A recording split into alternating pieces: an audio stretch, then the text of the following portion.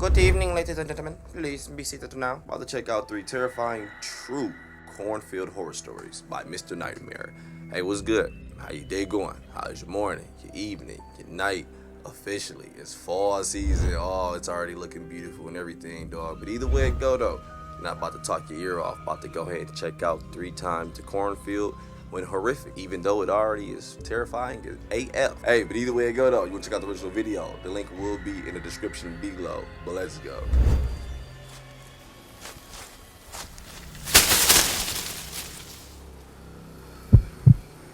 Argo 95. My childhood friend Carter moved away with his family to this really rural town in Michigan, but we've always stayed in touch. His family is very country, and I'd go as far as to say they're kind of rednecky, so the move there was no surprise. His family loves me, and I'm always welcome to go visit. We're 19 now, I'm in college, Carter works for his dad. They have a huge property up there. I had visited before, this was not my first time going up there. So it was a weekend in the fall. I was going to stay at Carter's family home up there. His mom and his sister wouldn't be there this weekend. It was just him and his dad. It's a 4.5-hour drive up there. It's a lot of farmland and open fields by them. To get onto their property was a gravel road about 300 feet off the main road. I got there to a warm welcome by both Carter and his dad. They were already sitting in the backyard drinking beers. So after bringing my bag in from the car, I joined them. Nice. Carter was telling me about all the trails in the area that we could take my Toyota 4Runner off-roading. I'd never off-roaded before, but I was super down to. Carter's dad grilled us up some burgers first. Then he was off to his friend's house. This sounds like a lovely little getaway, dude. I'm gonna tell you a thing, man. We used to do the same thing in Saginaw, Michigan. Carter's dad grilled us up some burgers first. Then he was off to his friend's house. Carter and I got in my car, and he guided me to this nearby trail that he described as perfect for off-roading. It was around 6 o'clock, so we only had a couple hours of light left. We did about an hour of off-roading on various trails not far from Carter's house. When it was starting to get a little darker out, we left the trails and got back on the road because it was even darker when you're in the middle of the woods. As we were just driving around, passing a bunch of farmland, we passed this abandoned church-looking building that had a huge cornfield next to it. Carter said he passes this place all the time, but he never checked it out. So what do? Let's do it. Of course, we both agreed to go back and check it out later, but Carter said we should take the bikes over later. His family has 1,000,000 mountain bikes, fully equipped with lights and everything. We drove back to his house. He grabbed a backpack and threw some tequila and a bottle of Sprite in it, along with some flashlights. We took the two best bicycles they had. Each had night riding lights mounted on the handlebars. He said it would probably be a 20-minute bike ride. Both of us are big fitness guys and have been since high school, so I didn't even mind a long bike ride. When we got to the abandoned building, it was pretty dark out now, hence why we brought flashlights. The grass was very overgrown too. We made sure no cars were coming before entering the property just to be safe. We hid our bikes a little bit into the cornfield just so they wouldn't be seen. There was still just enough light outside to navigate without turning on the flashlights. We didn't want to make it too obvious we were here. We were thinking of getting some cool, artsy shots of each other for our Instagram inside the building, if we could find a way inside. The place... Listen, you're a great guy, but you're not... Shit, nigga made me hungry. Hey, I'm gonna go ahead and skip this ad real quick, though, just to be safe. But regardless, though, I know this sounds... It probably sounds kind of stupid if you're using foresight, hindsight, whatever, dude. But it's actually not, man. It's just a good time. And yes, some people just gonna explore life. So far, it doesn't sound like a bad idea. I already told you my story. We did the damn near the same thing, but except on quads. And when we did that part, we was in Texas. But no, let me go back a bit. The ad kind of threw off the momentum. Made sure no cars were coming before entering the property just to be safe. We hid our bikes a little bit into the cornfield just so they wouldn't be seen. There was still just enough light outside to navigate without turning on the flashlights. We didn't want to make it too obvious we were here. We were thinking of getting some cool, artsy shots of each other for our Instagram inside the building, if we could find a way inside. The place was definitely an old church. The shape of the windows confirmed it. We went to look through one of the windows, and it was way too dark to see inside. I told Carter to hand me a flashlight. The flashlight made all the difference. We could see inside now. We both noticed something strange in the pews. It was what looked like a person's head hunched over, sitting down with their back to us. Carter said it looked like a mannequin, especially considering it was completely motionless. Go look. We placed a friendly bet. Carter betting it was a mannequin, and me betting it was some drunk homeless man. We went to the front door of the place, and saw it was boarded up. Carter shook the door just for the hell of it to see if it would budge, but there was no shot. He implied this meant he won the bet because there was no way for a homeless person to get in there. I said, hold up, let's check the other windows for a closer view. So we walked along the other side of the church to the window we knew had the best angle of whatever we saw in there. But now, when I shined the flashlight through the glass, whatever was in that pew just a couple minutes ago was gone. I told Carter he owes me money because I was right, even though that was also terrifying. He asked, where did they go then? I shined the light in every direction until we both spotted it at the same exact time and jumped. The man standing right to the left of the window on the inside. He was looking at us. I was waiting on it. He didn't look like no homeless man to me, though. We took off running back to the cornfield. We tried to find the bikes in a panic, but we couldn't. It was so dark out now that we were avoiding turning on our...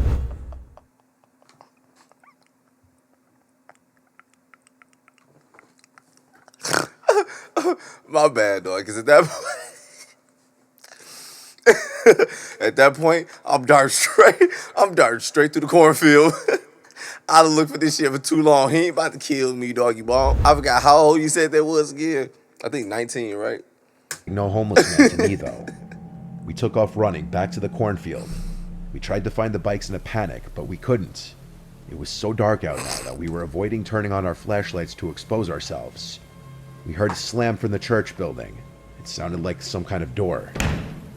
Carter told me to be quiet because he heard sounds in the cornfield. Hey, don't leave them bikes for real, dog. Brushed through by someone. Carter told me to be quiet because he heard sounds in the cornfield, like the crops being brushed through by someone.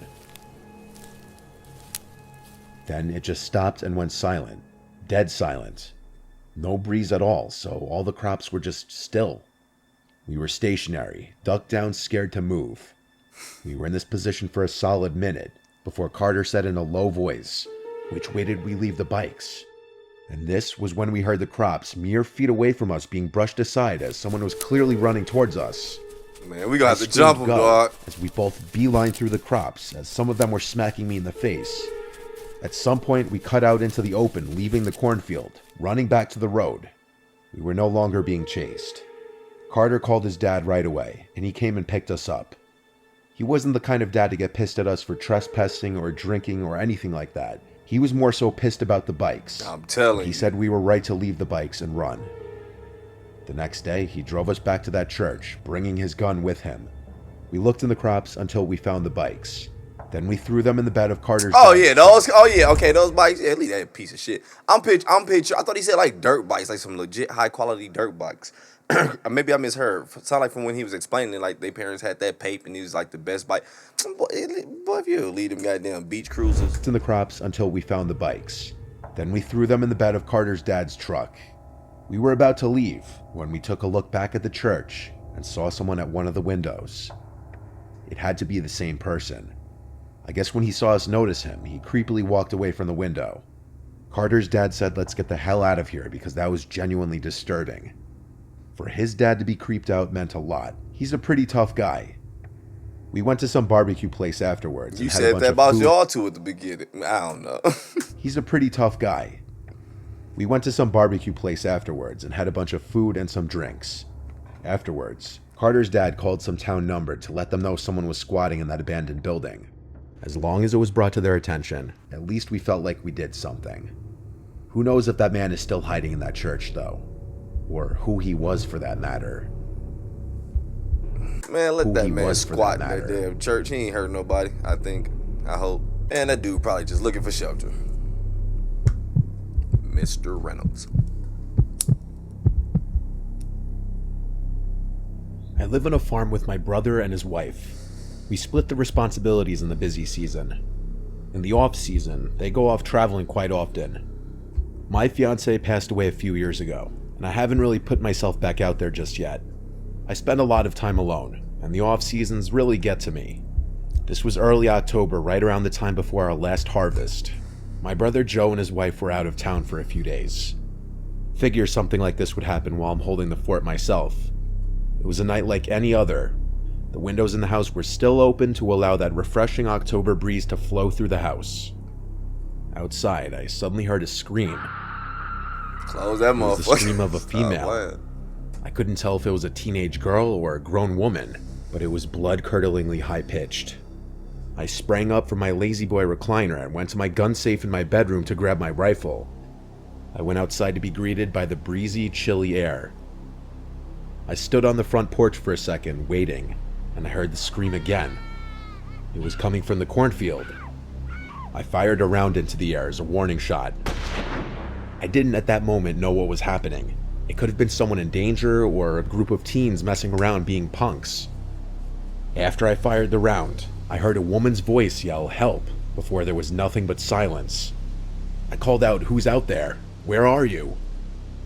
Nothing but wind now.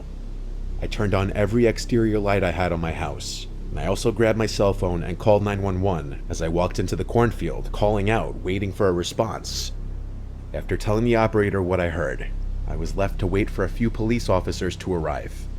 There were a total of 4 that ultimately showed up, and with the help of them, we all checked the cornfield, shining flashlights and yelling out for anybody who needed help.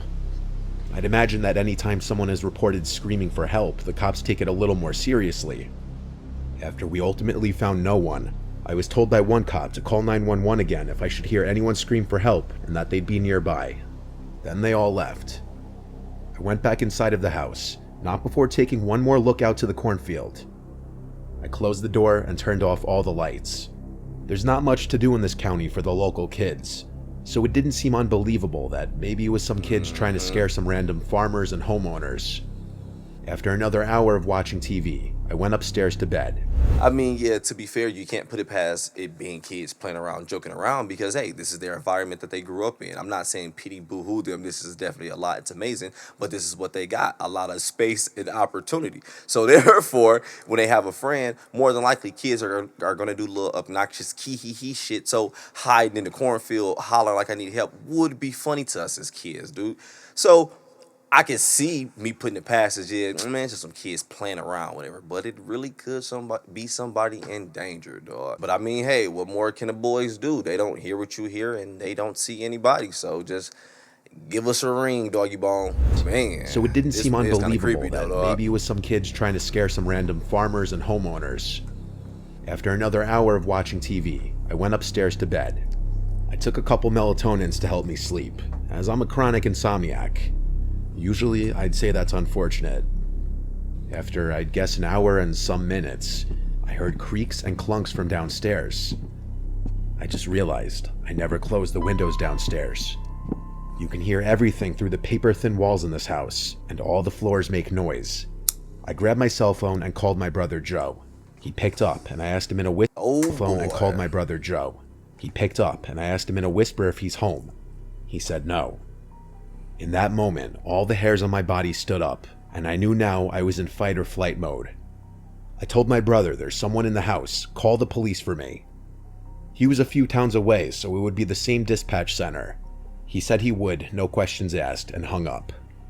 I tiptoed as quietly as I could to the safe and grabbed my shotgun. I know for a fact I made a noise as I crept to it, though. It was inevitable.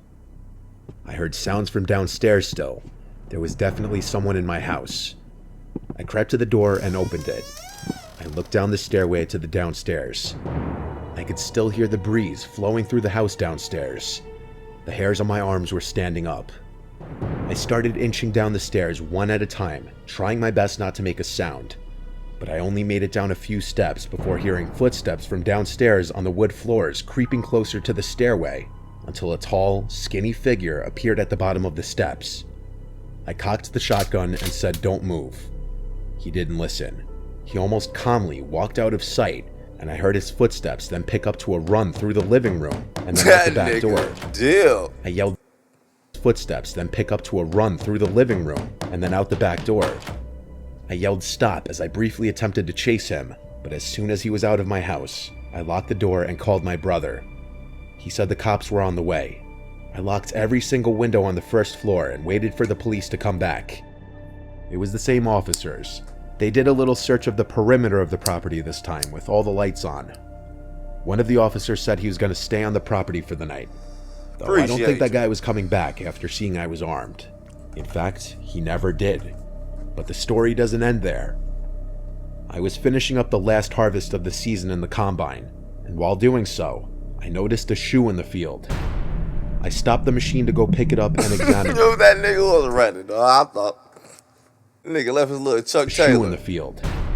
I stopped the machine to go pick it up and examine it. It was a woman's shoe, size 8.5. This got me thinking back to the screams I heard, followed by the man breaking into my house hours later. I called 911 once again and left the shoe where it was to not hinder any potential evidence. When police came, they did another investigation of the cornfield, and they took the shoe as a piece of evidence to a possible disappearance. They even brought police dogs to sniff out any possible scents.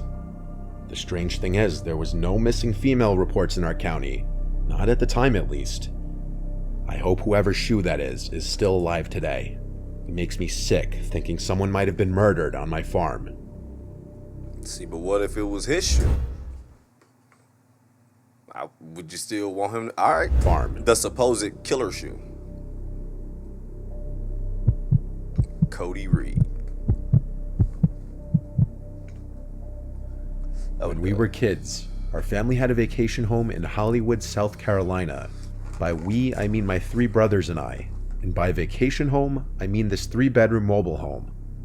It wasn't fancy, but it was part of our childhood and is still nostalgic to think about. Still nice. Whenever we got off the highway and started seeing nothing but farms, we'd know we're almost there.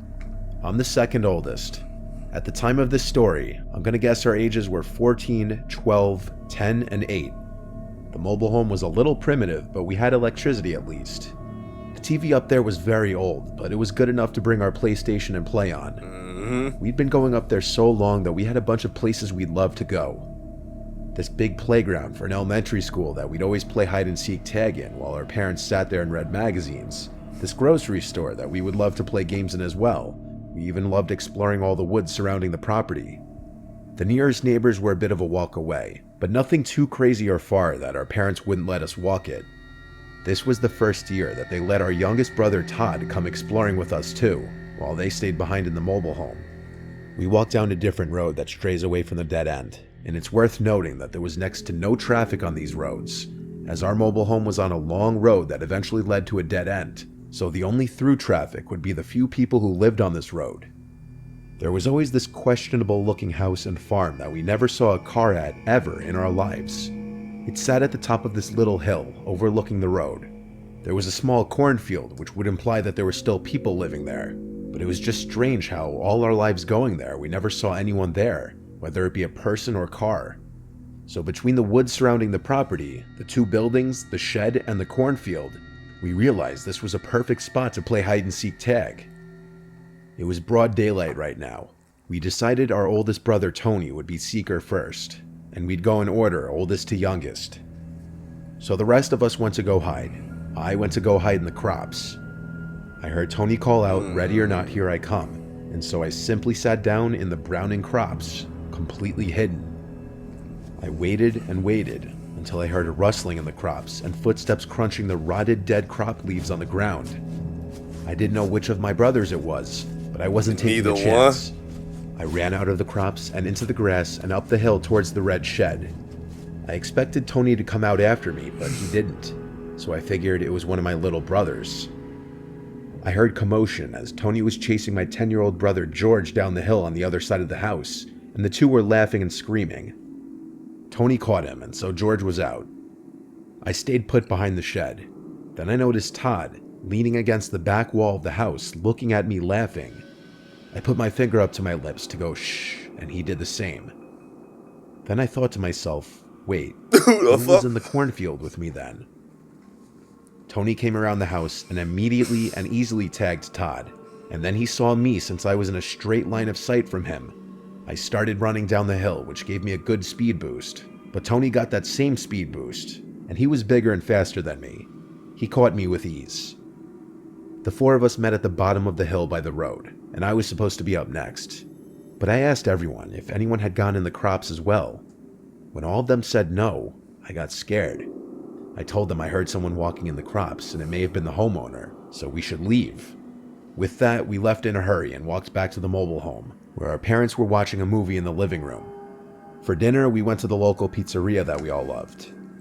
From what I remember, our dad told us that nobody lived in that house that we were playing at. So, when we got back and it was dark out, we just knew we wanted to play flashlight tag now. Our mom didn't want Todd coming out with us past dark, and I'm sure they only let us go. You know what's so damn wild to me? For the life of me, I don't get it, dog. But look, even at that age, when we went legit camping, hey, enjoyed it, stayed in tent, made s'mores on legit sticks, made the fire from scratch. Freaking fire, dude. But either way it go, though, at nighttime, sometime we were teenagers, though, me and my partners, when we did it. We were walking around doing stuff, spots we probably should have not have been, blah. But now, I couldn't dare, hold on, them ass were short. I couldn't dare seeing if I go camping and take my kids on this experience. Just let them go ahead and wander on their own for a little bit. Don't get me wrong, we didn't go to it wasn't something huge. It was actual campgrounds. But still, it was legit natural as hell though, dog. At least we kept the baby in the crib. We just knew we wanted to play flashlight tag now. Our mom didn't want Todd coming out with us past dark. And I'm sure they only let us go because Tony was 14 and they thought he was old enough to keep an eye on us. So the three of us ventured off back to that house to play flashlight tag, which basically is hide and seek, but if you get exposed by the seeker with a flashlight, you're out. Once we got to the property again, it was like 90% dark out. They wanted me to seek this time since Tony did last time, so I turned around and counted to 60, and then I shouted, "I'm coming." I kept the flashlight off as a strategy to not give away my position. I could just barely see enough to navigate around. I ran up the hill to the house, which had no lights on. I peered around the walls of the house, and then the shed. I didn't see either of them. I looked into the trees, and decided to turn my flashlight on and look through the tree line. Still nothing, so I turned the flashlight back off. I knew one of them had to be in the cornfield. It was too obvious of a hiding spot. It was small enough that I could check it out. I got to the bottom of the hill by the cornfield and quietly pushed my way in. It was hard not to make noise in here, but I tried my best. I also kept the flashlight off to not make it obvious I was in here. I didn't realize until now that it was dark out how absolutely scary this was at night. Man, hell yeah. As I was sneaking around the crops, I heard footsteps inside the crops. I had to be sneaky if I wanted to catch them. I honed in on exactly where the footsteps were coming from, and when I heard them right on top of me, I turned on my flashlight and yelled, "Caught," but all I saw was the back of someone running away from the light. "Who is that?" I said. "You're out." Then I heard this creepy laughter. It wasn't the laughter of my brothers, or any kid for that matter. It sounded like some deranged adult. I was frozen, apart from moving my hand with the flashlight around trying to see who it was. I heard a grown man's voice say very softly, "Can I play with you guys?" And then I saw his face. It was half covered by the few crops still separating the two of us. From what I could tell, he had this kind of deformed-looking face. I really couldn't tell if it was a mask or not. I ran out of the crops and started yelling my brothers' names, saying, "Run, game over." I heard them both yell back at me from the same spot. They hid together. I saw them running down the hill with their flashlights on. I turned mine on and told them to just keep running. We ran all the way down the road until we got back to our property, and we were out of breath. But I told them there was some deformed-looking, freaky man hiding in the crops, and that he was probably the one I heard in the crops earlier, too. I still remember their faces when I told them this. When I told my parents, they looked confused, and my dad didn't seem to know how to react. My mom made it clear Stay your ass on that goddamn past dark anymore. Alright, what you want me to do at this point? Stay your ass on that goddamn cornfield then. What you want me to do? Walk into trouble? Go look for the hills have eyes? A good thing you made it safe, but stay your ass out of there, damn. And that he was probably the one I heard in the crops earlier too. And your stupid ass heard him earlier, so why would y'all do? Y'all We were out of breath. But I told them there was some deformed-looking, freaky man hiding in the crops, and that he was probably the one I heard in the crops earlier too. I still remember their faces when I told them this. When I told my mom made it clear she didn't want us going off the property past dark. Didn't seem to know how to react. My mom made it clear she didn't want us going off the property past dark anymore. Honestly, I didn't want to anyway. I had trouble sleeping that night, thinking, what if that man was outside in the pitch darkness? Outside one of the windows. He probably is. Let us ask me. I freaked everyone out a little bit with my description of the man. I had no reason to make it up though, and they knew that. It goes without saying, we didn't go back to that property up the road. Thank God it wasn't that close to our property. My family sold the property only a few years after this. Well, good. Everyone made it home safe. Didn't let the weird man play, and just so happened family sold the spot anyway, so definitely came out as a lesson learned and W, man. But hey, either way it go though, man, this was definitely a nostalgic story for me, especially growing up in Michigan, because it's like, man, I remember that drive. I remember staying at those type of locations. I remember living this type of life. I remember doing these type of things. I was like, oh man, it was beautiful. Blah, beautiful. Cottonmouth kicking my ass. So I'm about to go ahead and get up out of here anyway. If it was something else I was gonna tell you at the end, my bad. I'll tell you next video. Do me a favor though. Click that like button down below. I appreciate you though. I'm out though.